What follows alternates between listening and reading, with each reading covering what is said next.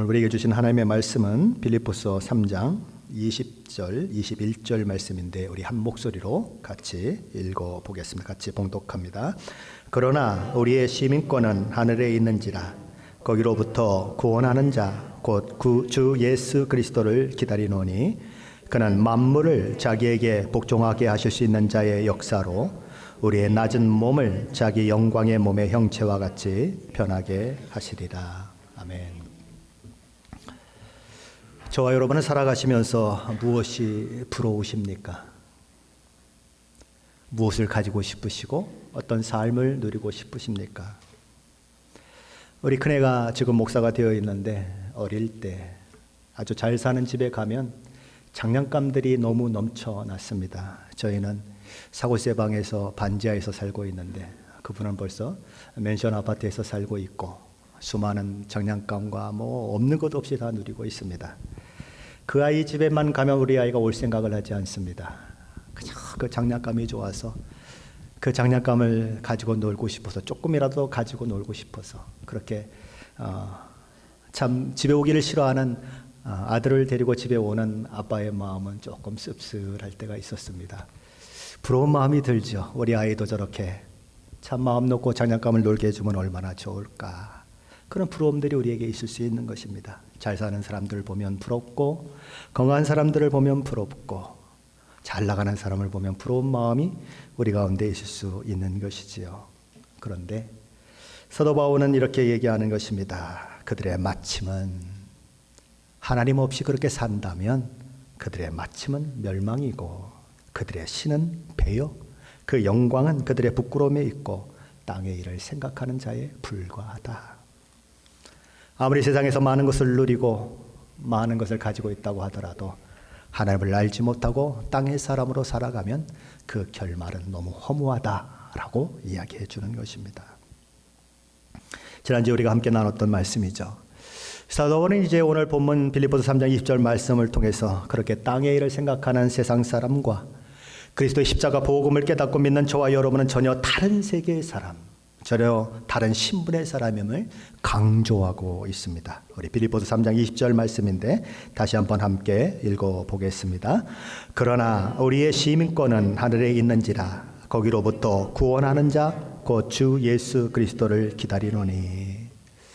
빌립보서를 처음 강해하기 시작했을 때의 첫 시간에 말씀드린 것처럼 빌립보 지역은 로마의 군인으로서 이제 제대하고 전역했던 그 군인들이 주축을 이루어서 사는 그런 지역이었습니다. 로마의 황제는 로마에 충성을 다하며 여러 전쟁터를 누비면서 목숨을 다하여 로마를 위해 섬겼던 전직 군인들을 이렇게 배려해서 그들에게 빌립보 땅에 땅들을 이렇게 하사했던 거죠. 그래서 땅을 공짜로 주었기 때문에 그곳에 가서 사는 것들이 이렇게 쉽게 이루어지고 그러다 보니까 이 빌립보 지역은 로마와 완전히 닮은 꼴 그런 도시가 되어버렸습니다. 말하는 것도 생각하는 것도 정치, 체제, 문화, 사회생활 모든 것들이 로마를 꼭 빼어 닮았습니다. 그들은 빌립보 지역에 살고 있지만 그들의 왕이요 그들의 황제는 오직 로마의 시저밖에 없다고 생각을 했고 그 시저를 섬기는 로마 시민으로서 자긍심과 그리고 긍지를 가지고 그렇게 살았던 사람입니다. 그들에게 사도 바울이 이렇게 얘기하는 것입니다. 그러나 우리의 시민권은 하늘에 있는지라. 비록 식민지인 빌립보 지역에 살고 있지만 자신들이 로마 사람임을 기억하고 우리는 로마 시민이다 라고 하는 자부심을 가지고 살았던 이 빌립보 지역에 사는 로마 사람들은 이 말씀이 가슴에 와 닿았을까요? 안 닿았을까요? 굉장히 깊게 다가오는 것입니다. 이 말씀은 한국에 사는 사람들보다 미국에 사는 저와 여러분에게도 더 깊게 다가오는 말씀이기도 합니다. 왜요? 우리도 이곳에서 미국의 시민권을 가지고 사는 사람도 있고 때로는 이런 여러 가지 스테이터스를 제대로 세워가지 못해서 어려움을 겪고 있는 그런 마음을 가진 분들도 있기 때문에 그 시민권이라고 하는 것만 생각하면 그것이 얼마나 마음 가운데 깊이 다가오는지 그런 생각을 하게 되는 것이지요. 근데 여기 시민권이라고 하는 이 헬라어는 폴리튜마라고 그렇게 말합니다. 개역개정을 비롯한 여러 영어 성경들은 대부분 다 시민권이다라고 이 말을 번역했습니다. 그런데 이 폴리튜마라고 하는 이 헬라어는 시민권도 가르치지만 국가, 연방정부, 공동체 이런 것들을 또한 가르치기도 하는 것입니다. 저는 그래서 시민권이라고 번역하는 것보다는 나라 또는 국가라고 번역하는 것이 더 매끄러운 번역이라고 생각합니다. 만약에 그렇게 번역을 한다면 이 본문은 이렇게 읽을 수 있겠죠. 우리를 다스리는 나라는 하늘에 있는지라. 혹은 우리가 속한 국가, 우리가 속해 있는 정부는 하늘에 있는지라 라고 번역할 수 있습니다. 아니 무슨 근거로 그렇게 번역하는 것이 더 매끄럽다고 생각합니까? 라고 묻는다면 다음 구절이 무엇을 말하는가를 한번 생각해 보아야 하는 것입니다. 사도 바울은 그러나 우리의 시민권은 하늘에 있는지라 라고 이야기하고 나서 거기서부터 구원하는 자, 곧 주 예수 그리스도를 기다리로니 라고 그렇게 적고 있습니다. 자, 그렇다면 거기는 어딜까요? 거기. 이 대명사로 거기를 얘기했는데 거기는 어딜까요? 우리는 앞에서 하늘이라고 하는 것이 나왔기 때문에 거기 그러면 대뜸 거기는 하늘이지. 왜요? 하나님께서 우리 주 예수 그리스도께서 계신 곳이 어디예요? 하늘이기 때문에 당연히 하늘이다라고 생각하지만 헬라어를 보면 하늘이라고 하는 단어는 복수명사입니다. 그러니까 하나를 가리키는 게 아니라 여럿을 가리키는 그런 복수명사예요. 그런데 거기라고 하는 이 대명사는 단수 대명사예요. 오직 하나만 가리킵니다. 그러니까 다수인 하늘을 하나만 가리키는 대명사인 거기가 이렇게 매치가 되지 않는 거죠. 이해되시죠? 단수면 단수고 복수면 복수로 언급을 해야 되는데 하나는 복수고 하나는 단수로 가리킬 수는 없다는 것입니다. 그러면 거기는 뭐냐 이거죠. 거기는 뭐냐? 거기는 폴리튜마인 것입니다. 시민권이라고 번역된 말이죠. 왜냐하면 시민권이라고 번역된 폴리튜마가 단수예요. 그러니까 단수인 그것을 가리켜서 거기다라고 얘기하는 거죠. 자, 그러면 이제 시민권이라고 해석하는 게 더 적합한지 아니면 나라나 또는 국가로 번역하는 게 더 적합한지 우리 한번 보십시다. 거기 대신에 그것이 가리키는 그 대명사 대신에 거기다 시민권을 한번 놓고 읽으면 어떻게 될까요? 시민권을 놓고 한번 읽어보면 이렇게 되겠죠? 시민권으로부터 구원하는 자, 곧 예수 그리스도를 기다리노니. 좀 어색하죠? 맞습니까? 어색하죠? 자, 그런데 시민권 대신에 나라나 국가로 정부로 번역을 해서 읽으면 어떻게 될까요? 나라로부터. 어디로부터요? 하늘나라로부터 구원하는 자, 곧 예수 그리스도를 기다리노니. 조금 더 어색하지 않죠. 훨씬 더 자연스럽습니다. 물론 시민권이라고 하는 그 자체가 그렇죠? 하늘 시민권을 가지고 있다는 자체가 내 본향이 하늘이고 내 시민권이 하늘에 있다고 하는 그런 의미를 가지고 있기 때문에 뭐 시민권으로 번역하든 나라로 번역하든 그렇게 엄청난 차이는 지지 않습니다. 사실은 같은 의미예요.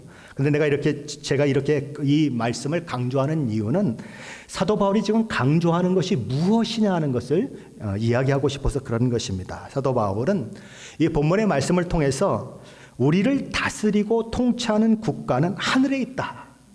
그걸 가리키고 싶은 거예요. 우리가 전국에 가야 할 본향은 하늘나라다. 이 땅이 아니다라고 사도 바울은 이야기하는 것입니다. 그래서 사도 바울은 우리의 시민권은 하늘에 있는지라 라고 말씀하면서 그것을 강조하고 있는 것입니다. 근데 우리가 여기서 또 하나 주목해야 할 동사 단어가 하나 있습니다. 뭐냐면 있는지라 라고 하는 말씀이에요. 그런데 이 동사의 시제가 오늘 자꾸 시제 얘기를 많이 하네요. 이 동사의 시제가 현재형입니다. 그러니까 사도 바울은 장차 우리가 하늘 시민이 될 것입니다. 아니면 장차 우리가 하늘의 시민권을 가지게 될 것입니다 라고 이야기하는 것이 아니고 지금 현재 시민권을 가지고 있다. 지금 현재 저와 여러분의 상태가 하늘의 시민이다 라고 얘기하는 거예요. 언제 그렇게 됐습니까? 저와 여러분이 예수 그리스도를 믿을 때에 구원받은 사람이라면 때로는 어떤 구원받은 사람은 좀 더 성숙한 믿음의 사람이 있을 수 있겠죠. 어떤 사람은 좀 더 성숙하지 않는 모습, 저 사람 정말 예수 믿는 사람 맞아? 라고 생각할 수 있을 정도로 그 행동이 좀 성숙하지 못한 사람이 있을 수 있겠죠. 그런데 그럼에도 불구하고 그가 예수 그리스도를 진정으로 믿고 있고 그만 믿는 것이 아니고 하나님도 정말 그 사람이 예수 믿는 사람이라고 인정하는 사람이라면 비록 연약해 보이고 비록 예수 믿는 자의 아름다운 모습이 잘 드러나지 않는다고 하더라도 어디에 있다고요? 시민권이 하늘에 있다. 하늘의 시민이다라고 얘기하는 것입니다. 그리스도인은 하늘나라의 시민이다. 이미 하늘나라의 시민이 되어 있다. 그리스도는 세상 사람이 보기에 세상의 종교 중에 하나인 기독교를 믿고 교회에 나가는 사람이 아닙니다. 그런 의미에서 그리스도인은 선량한 삶을 살려고 노력하는 사람 정도가 아니에요. 세상의 평범한 사람보다 고상한 목표를 향해서 달려가는 사람도 아닙니다. 그런 의미에서. 그렇다고 약간 도덕적으로 높은 수준의 삶을 사는 사람을 가리켜서 그리스도인이라고 말하고 있는 것도 아닙니다. 그리스도인은 이미 천국 시민이 된 사람들입니다. 소속이 바뀐 사람들이고 신분적으로 땅이 아니라 하늘에 속한 사람이라는 거예요. 언제 그런 일이 일어났습니까? 저와 여러분이 죄인임을 깨닫고 그리스도의 십자가 대속의 은혜를 의지하고 믿을 때 그 일이 이미 일어났다는 거예요. 우리 성경 에베소서 2장 4절로 6절 말씀이 그 사실을 이야기하고 있는데 제가 읽어드릴게요. 궁일이 풍성하신 하나님이 우리를 사랑하신 그 큰 사랑을 인하여 허물로 죽은 우리를 그리스도와 함께 살리셨고 너희는 은혜로 구원을 받은 것이라 또 함께 일으키사 그리스도 예수 안에서 함께 하늘에 앉히시니. 여기 보면 제가 약간 고동색으로 칠한 그 글씨를 표시한 것이 있습니다. 그리고 줄을 쳐놓은 것이 있습니다. 동사입니다. 살리셨다, 일으키셨다, 앉히셨다는 거예요. 세 개의 동사가 나오고 있습니다. 근데 이 세 개의 동사의 시제가 다 뭐냐면 과거형입니다. 살리신 것도 과거에 일어났고 우리를 일으키신 것도 과거에 일어났고 우리를 하늘에 앉히신 것도 과거에 일어났다. 아멘이 없네요. 이 놀라운 사실 앞에. 예. 그것이 언제 일어났다고요? 과거에 일어났다. 저와 여러분이 예수 그리스도를 믿을 때 이미 일어났다. 자, 골로새 1장 13절 말씀도 동일한 시제로 말씀하고 있습니다. 우리 화면을 보시면서 함께 읽어보겠습니다. 그가 우리를, 아직 안 나왔네요. 하나만 더 넘겨보세요. 예. 그가 우리를 흑암의 권세에서 건져내사 그의 사랑의 아들의 나라로 옮기셨느니라. 여기도 건져냈다라고 하는 동사가 있고요. 옮기셨다라고 하는 동사가 있는데 다 과거형입니다. 다 과거에 일어났다는 거예요. 저와 여러분이 예수 그리스도의 십자가 대속의 은혜를 믿고 죄사함 받아 구원 받았을 때에 그때에 죄사함 받고 하나님의 자녀가 되는 그 일만 일어나는 것이 아니라 하나님 나라로 옮겨지는 것, 하나님 나라에 앉혀지는 것, 그 모든 일들이 이미 일어났다. 이 땅의 백성이 아니라 하늘의 백성으로 이미 세워졌다. 그 얘기를 하는 것입니다. 미국에 사는 사람들 중에 영주권을 신청하고 이제 영주권을 받고 나면 또 5년이 경과하고 나서 또 신청하고 또 면접을 보고 그래서 합격하면 시민권을 얻게 되지요. 그것을 귀화한 그런 시민권을 가진 사람이다라고 얘기합니다. 귀화한 미국 시민. 그래서 조금 달라요, 그렇죠? 일반 미국에서 태어난 사람들하고 조금 다릅니다. 자, 그런데 미국 시민이 되면 저와 여러분이 확 달라지나요? 미국 시민이 돼가지고 그냥 갑자기 한국 사람에서 미국 사람으로 바뀌어진 분이 혹시 있나요? 아무도 없어요. 제가 와이프하고 둘이 시민권 시험을 합격하고 나서 시민권을 받고 올 때 와이프한테 이런 얘기를 했습니다. 아유, 참 살다 보니까 한국 여자하고 오래 살았는데 이제 미국 여자하고도 살게 됐네 라고 농담을 했지만 미국 여자가 됩니까? 아니에요. 똑같아요. 자, 그런데 우리가 하늘 시민이 됐다는 것은 그것과 다르다는 것입니다. 천국 시민이 되는 것은 다시 태어나는 것이라고 얘기하고 있어요. 거듭났다라고 하는 말이 다시 태어나는 것입니다. 그래서 예수님께서 니고데모가 찾아왔을 때 하신 말씀이 뭡니까? 다시 나야 한다. 거듭나야 한다. 라고 얘기하죠.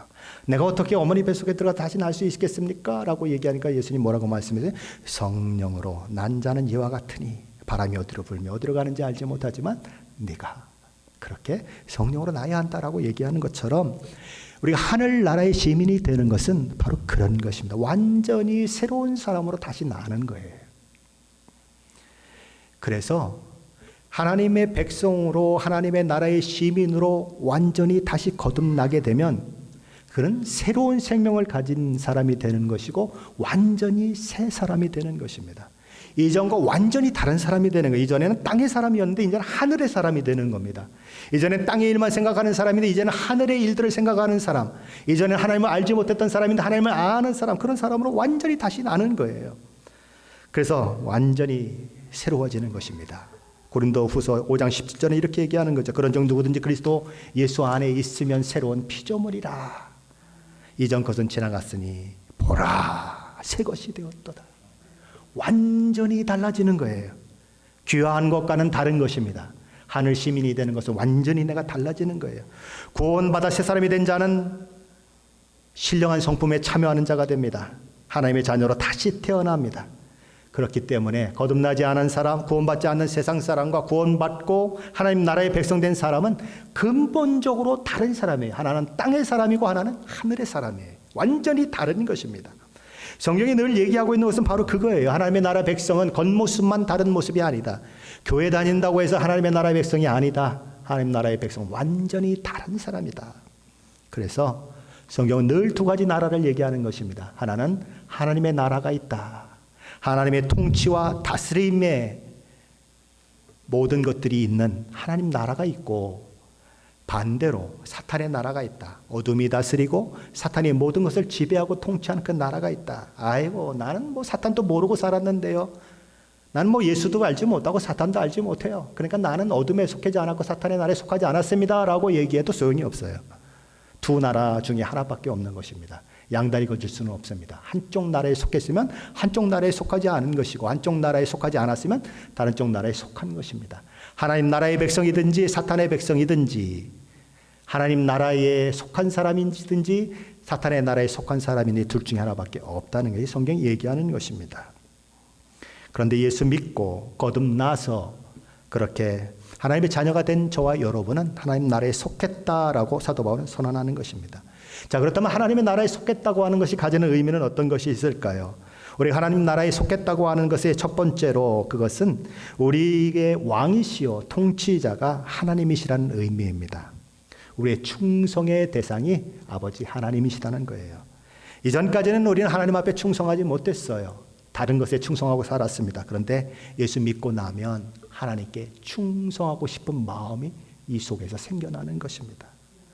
그리고 나를 구원하신 그 하나님 때문에 눈물이 있고, 나를 구원하신 그 하나님 때문에 감격이 있고, 아무도 알아주지 않고 내 돈 들여가면서 교회를 섬기는데도 기쁨이 있는 거예요. 그것이 하늘나라의 백성이에요.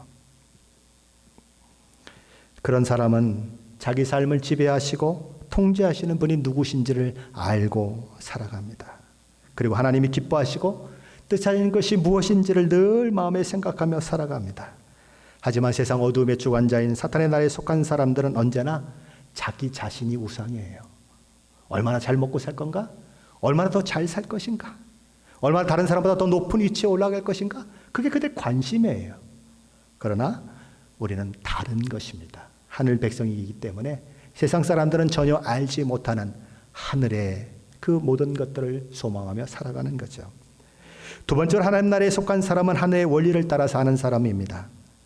어떤 사람이 하늘나라에 속했는가, 하나님의 사람인가 하는 것을 알려면 그 마음과 생각을 무엇이 지배하고 있는가, 하늘의 원리가 지배하고 있는가, 땅의 원리가 지배하고 있는가, 빛의 나라인 하나님 나라의 원리가 지배하고 있는가, 어둠의 나라인 사탄의 그 모든 원리들이 지배하고 있는가, 그것을 생각해 보면 되는 것입니다. 다른 사람이 잘 살든 못 살든 나만 잘 살면 된다고 찍어 누르는 것은 하나님 나라에 맞지 않아요. 그것은 땅의 백성들이 하는 그런 모습인 것입니다. 우리는 내어주고 빼앗겨도 더 섬겨야 하는 그런 사람들인 거죠. 우리는 모든 시각도 달라집니다. 사건과 상황을 해석하는 방법도 달라져요. 완전히 새로운 해석과 이해를 가지게 됩니다. 예수 믿고 나면 달라진 걸 경험하십니까? 예수 믿고 나면 바람에 흩날리는 나뭇잎도 그렇게 아름다울 수가 없어요. 하나님이 저 나뭇잎도 저렇게 창조하셔서 씩 하고 춤을 추며 나는 참 춤을 잘 못 추는데 그렇게 하나님을 찬양하는구나. 그런 느낌이 드는 것입니다. 달라진 거예요. 마음이 달라진 것입니다. 로마에 가면 로마의 법을 따르라는 말이 있습니다. 하나님 나라에 속하게 되면 하나님의 법이 그의 행동의 규범이 되고 그의 행동의 원인이 되는 것입니다. 하나님 나라의 원리가 그 마음을 지배하다 보니까 이전에 즐기던 것이 이제는 시시해 보여요. 이전에 최고의 가치를 두고 그것이 없으면 죽을 것 같았는데 아이고 내가 저런 것을 가지고 그렇게 평생을 살아왔구나 라고 생각하고 사도 바울처럼 때로는 그런 모든 것들을 배설물로 여기는 그 일들이 일어나는 것입니다. 부럽지가 않아요. 아무리 좋은 차를 타고 다니는 사람도 부럽지가 않아요. 아무리 좋은 집에 살고 있는 사람도 부럽지가 않아요. 박사가 몇 개를 가지고 있어도 하나도 부럽지가 않아요. 이상하죠. 그전에는 그것이 내게 최고의 가치였는데 바뀌어요. 예수 믿는 사람들의 그 아름다운 모습인 것입니다. 우리가 하나님 나라에 속했다고 하는 세 번째 의미는 우리가 하나님의 백성으로서 하나님의 도우심과 보호를 받는 특권의 자리에 있게 되었다는 거예요. 우리 하나님 나라의 백성으로 우리의 왕이시오 우리 아버지이신 그 하나님 앞에 언제든지 나아가 하나님을 배울 수 있습니다. 우리의 사정과 상황을 알고 도움을 구할 수 있어요. 그 특권이 우리에게 주어져 있어요. 하나님은 어떤 하나님이실까요? 하나님은 저와 여러분의 머리털까지도 세신 분이라고 말씀하십니다. 하나님은 저와 여러분이 저와 여러분을 사랑하는 것보다 저와 여러분을 더 사랑하는 분이에요. 그러기에 우리는 그분 앞에 나아가 언제든지 구할 수 있는 것입니다. 우리의 처지와 상황을 놓고 기도할 수 있는 거예요. 우리가 하나님 나라에 속했다고 하는 네 번째 의미는 우리가 돌아갈 본향이 하나님 나라라고 하는 것입니다. 그래서 이 땅에 살아가면서 늘 사모하고 소망하는 것이 하나님 나라예요. 그것을 소망하며 살아간다는 것입니다. 우리가 살고 있는 이 세상은 우리의 본향이 아니에요. 그것은 제 얘기가 아니라 성경의 얘기고 수많은 믿음의 사람들이 이 땅을 나그네처럼 살았어요. 그런데 이 땅이 아직 하나님의 통치와 하나님의 지배에 온전히 순종하지 않습니다. 온전히 하나님의 통치가 이루어지지 않아요. 사람들이 여전히 거부하고 하나님 믿기를 거부하고 그렇게 살아가는 수많은 사람들이 이 땅 가운데 있는 것입니다. 그래서 하나님의 통치가 하나님의 구원이 종국적으로 궁극적으로 이루어지기 전까지 우리는 그 과도기를 살고 있어요. 과도기를 살다 보니까 때로는 세상 사람들로부터 어려움을 당하고 때로는 핍박을 당하고 때로는 여러 가지 연약감 가운데 있게 되는 것입니다. 믿음을 가졌어요. 하나님 나라의 백성이 되었어요. 하나님의 자녀라 일컬음을 받았어요. 그럼에도 불구하고 이런 처지 저런 처지를 만나고 이런 상황 저런 상황을 만나는 것입니다. 그때에 우리는 마음이 힘들 수 있는 거죠. 우리를 향해 적대적인 세상에 살아가는 것 쉽지가 않습니다. 사탄이 죄가 통제하는 세상, 온갖 악한 세력이 우리와 대치하는 세상에 살고 있는 것이 쉽지 않은 것입니다. 더군다나 우리는 하나님의 자녀가 되었는데도 불구하고 전능하신 하나님의 자녀가 되었다면 우리가 좀 완벽해야 할 텐데, 그죠? 걱정도 근심도 없고 내가 하나님의 자녀인데 그러고 막 이렇게 자신만만하고 그래야 할 것 같은데 병도 없고 그냥 선하게 살려고 하면 선하게 그냥 언제든지 살 수가 있고 죄는 나를 건드리지도 못해서 죄는 요만큼도 짓지 않고 그렇게 살면 좋겠는데 실제는 우리의 연약함이 그렇게 살지 못하는 것이죠. 그래서 사도 바울은 뭐라고 고백합니까? 오라 나는 곤고한 사람이로다. 누가 이 사망의 몸에서 나를 건져내랴 라고 외마디 비명을 지르는 거예요. 넘어지고 자빠지고 어제 그제에 넘어졌는데 오늘 그제에 또 넘어지는 내 모습을 보면서 아파하는 그런 일들이 일어나는 거죠. 유혹에 넘어지고 죄에 넘어지고 선을 행하고자 하는데 행할 능력은 없고 그런 연약함이 우리 가운데 여전히 존재하는 것입니다. 하나님 내가 하나님 자녀가 됐는데 왜 이래요? 왜 세상이 이래요? 왜 내가 하나님의 자녀가 됐는데 하나님 나 보호해 주시지 않아요? 나를 때리려고 달려드는 사람이 하나님 막으셔야죠. 하나님 발로 차주셔야죠. 그리고 나를 딱 보호해 주셔야죠. 유리벽으로 벽 나를 딱 보호하시듯이 사고가 나도 내 차는 싹 보호해 주셔야죠. 그게 우리의 마음이에요. 근데 하나님 그렇게 하시지 않는다고요. 왜요? 과도기이기 때문에 그래요. 만일 저와 여러분이 길을 가다가 사고를 내려고 그러는데도 하나님이 운전대를 붙드셔가지고 거꾸로 돌려주시고 부딪히는데 여러분이 차를 그냥 붕 뜨게 해가지고 건너가게 만드신다고 그러면 하나님은 심판을 이미 행하신 거죠. 저와 여러분을 괴롭히는 사람을 그 당시 그냥 그 즉시 죽게 만들다고 하면 하나님이 심판을 행하신 거죠. 저와 여러분이 예수 안 믿을 때 혹시 있으셨습니까? 여기 많이 있어요. 예수 안 믿을 때 하나님이 그때 그냥 요 괘씸한 놈 그러고 죽였으면 어떻게 됐을까요? 여기 없어요. 근데 왜 믿지 않는 사람들이 조금 괴롭게 한다, 그 사람 왜 안 죽이냐고 왜 기도하세요? 우리 그럴 수 없어요. 하나님의 마음을 이해해야 돼요. 왜 하나님의 심판을 보류하고 계신가? 왜 하나님이 당장 심판하지 않으신가? 한 영혼이라도 구원받는 것이 하나님의 그 마음이에요. 그 마음 때문에 내 자녀들이 어려움 겪고 힘들어하고 하나님 도대체 살아계신 건 맞아요 라고까지 외치는데도 불구하고 하나님은 가슴을 쓸어내리며 기다리시는 거예요. 한 영혼이라도 내가 구원하기를 원한다. 너도 그렇게 구원받았지 않았니? 너도 죄 가운데 있을 때 내가 오래 참았기 때문에 구원받지 않았니? 그러니 내 마음 좀 이해해 달라고 하나님 말씀하시는 거예요. 언제요? 과정 가운데 그런 일이 있다는 것입니다. 이자 되던 당시에 독일의 신학자요 목사였던 본헤퍼라고 하는 목사님이 있습니다. 그는 나치 히틀러의 그 통치에 저항하고 나치 히틀러를 암살하려고까지 했던 목사님이에요. 감옥에 갇혔습니다. 조만간 사형당하게 될 거예요. 근데 그가 사형 집행 전 약 10개월 전에 쓴 신앙 고백시가 있습니다. 그는 감옥에서 Who am I? 나는 누구인가? 라고 하는 시를 썼어요.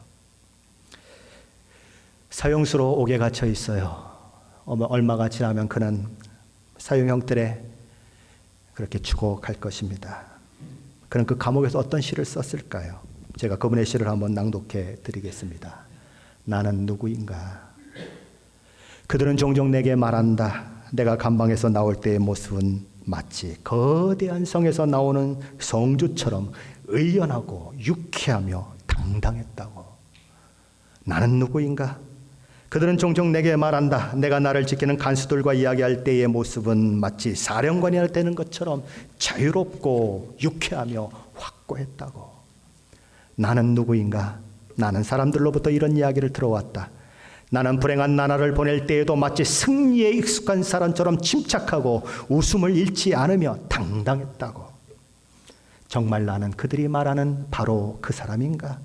아니면 내 스스로 알고 있는 바로 그 사람에 불과한가? 수많은 사람들은 그의 믿음의 모습을 보고 칭찬하지만 그의 내면 가운데는 갈등이 있어요. 사람들이 이야기하는 그가 난가? 내가 마음속에서 갈등을 느끼고 있는 내가 난가?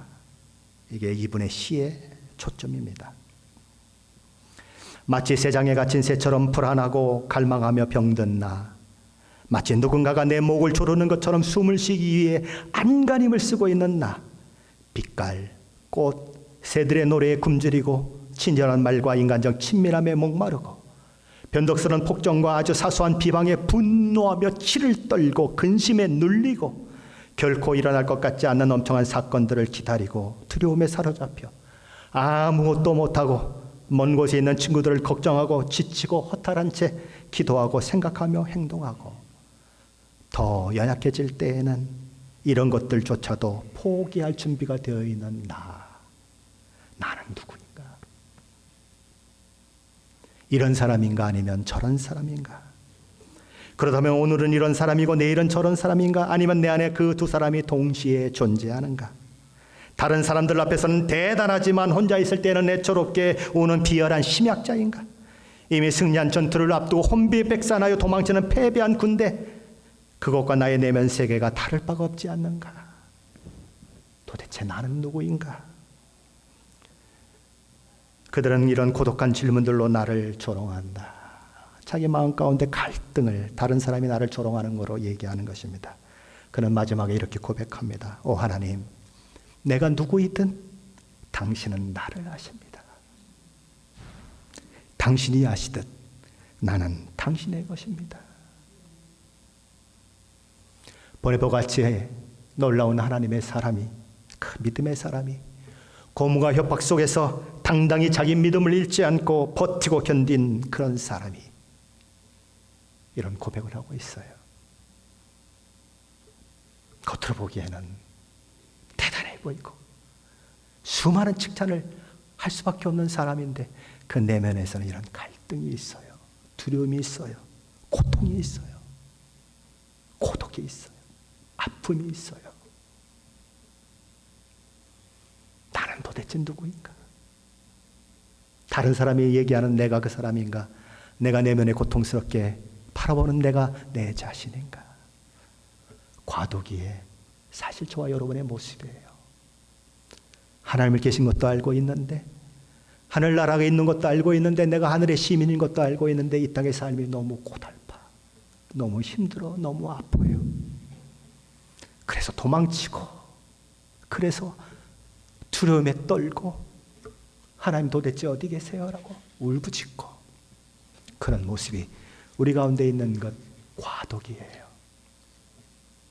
그런데 이 보네포라고 하는 목사님이 어떻게 마지막을 장식하고 있습니까? 오 하나님, 내가 누구이든, 사람들이 나에 대해서 말한 그 내가 누구이든, 내 내면에서 고민하고 고통하는 내가 누구이든 하나님은 나를 아십니다. 당신이 아시듯 나는 당신의 것입니다. 사도 바울은 그래서 선언하는 것입니다. 그러나 우리의 시민권은 하늘에 있는지라. 사도 바울은 지금 감옥에 있어요. 그가 보낸 빌립보서를 받아보는 빌립보 성도들은 고난과 역경 가운데 핍박 가운데 있어요. 한 치 앞을 내다볼 수 없는 그야말로 시계제로 그 상황에 있어요. 그런 그들을 향하여 그러나 우리의 시민권은 하늘에 있는지라. 거기로부터 구원하는 자 곧 예수 그리스도를 기다리로니 라고 그는 선언하고 있는 것입니다.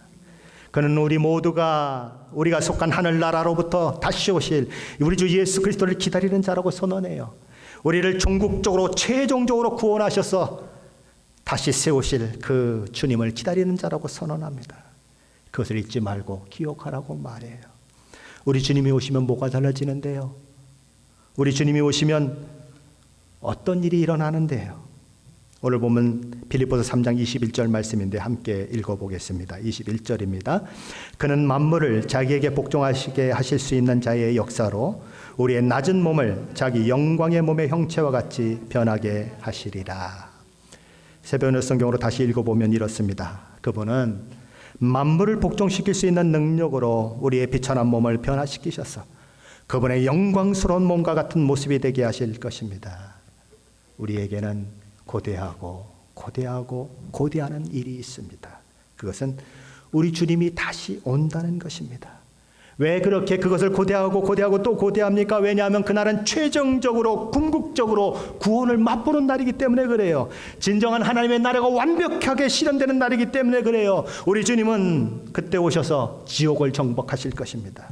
우리의 대적자여 거짓말장이여 유혹의 장본이었던 사탄을 멸하실 거예요. 모든 죄와 악이 다 없어질 것입니다. 흑암에 속한 모든 것은 완전히 멸해질 거예요. 새하늘과 새 땅이 있어질 것입니다. 빛에 속한 나라를 건설하실 거예요. 더 이상 병듦도 눈물도 고통도 아픔도 없는 세상을 우리에게 주실 것입니다. 우리는 오늘 이 현실을 그 주님의 오심을 기다리며 사는 자들이에요.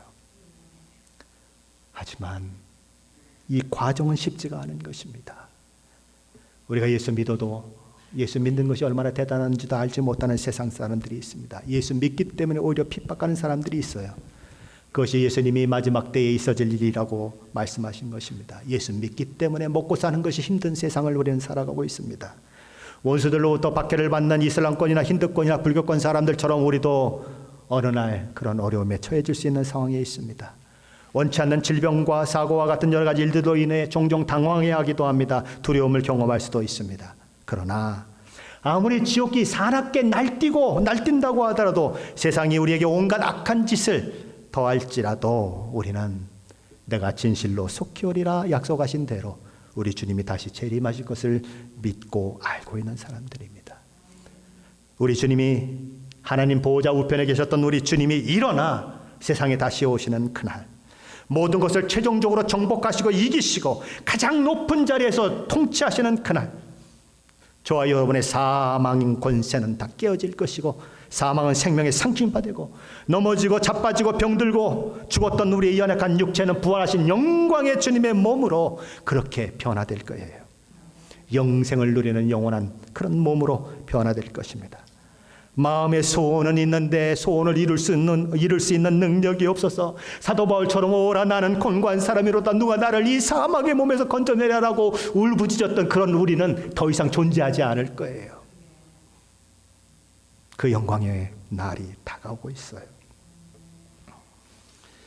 우리 주님은 누가복음 18장 8절에서 그러나 인자가 올 때에 세상에서 믿음을 보겠느냐라고 말씀하십니다. 그럼에도 불구하고 이 과정 가운데 믿음을 지키는 것이 쉽지 않다는 거예요. 믿음은 종국적인 구원의 그날을 바라보며 오늘의 아픔, 오늘의 고통, 오늘의 두려움을 견디고 이기게 만듭니다.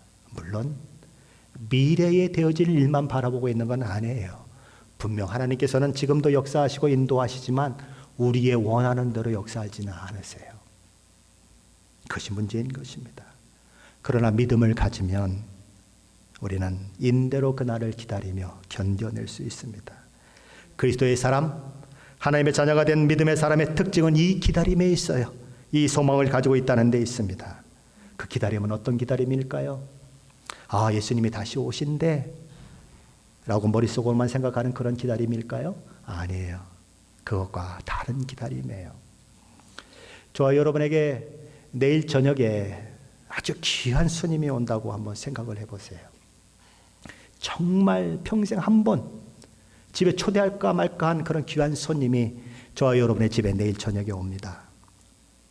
자, 내일 아침에 그리고 그분이 오실 저녁 시간까지 저와 여러분은 어떻게 행동할까요? 아, 오늘 저녁에 귀한 손님이 오신대. 마저 오시지. 그럼 오실 거야. 그러고 생각하고 그냥 늦게 일어나고 그리고 자기 할 일 다 하고 방에서 뒹굴면서 아이고 신난다 그러고 그럴 분들이 있으십니까? 없어요. 아침부터 그냥 먼지 털고 집안 정리하고 청소기를 돌리며 백춤하고 그죠? 그러고 그냥 맛있는 음식을 막 지지고 볶고 만드느라고 정신이 없고 그럴 거 아니겠습니까? 그리고 오기 전에는 벌써 식탁을 예쁜 식탁으로 싹 깔아놓고 거기에 접시에 뭐 냅킨에 뭐 평상시 안 하던 포크와 이 나이프도 싹 냅킨을 이쁘게 싸가지고 탁 놓고 그럴 거 아니겠습니까? 왜요? 저녁에 귀한 손님이 오니까. 당연하잖아요. 예수를 기다리는 사람도 그와 같다는 것입니다. 아, 예수님 오신대. 그래놓고 생각만 하고 살아가는 사람은 아직 예수님 오시는 걸 모르는 사람이에요. 정말 예수님이 오심을 안다면 준비해야 하는 것이 필요한 것입니다. 귀한 손님이 오면 하루 종일 청소하고 준비하는 것처럼 예수님이 정말 오신다면 하루하루를 준비하며 살 수밖에 없는 거예요. 삶이 달라질 수밖에 없다는 얘기를 하고 있는 거예요. 빌립보 성도들에게 사도 바울이 우리의 시민권은 하늘에 있는지라라고 하는 이 이야기를 하고 있는 이유는 바로 그것을 기대하는 거예요.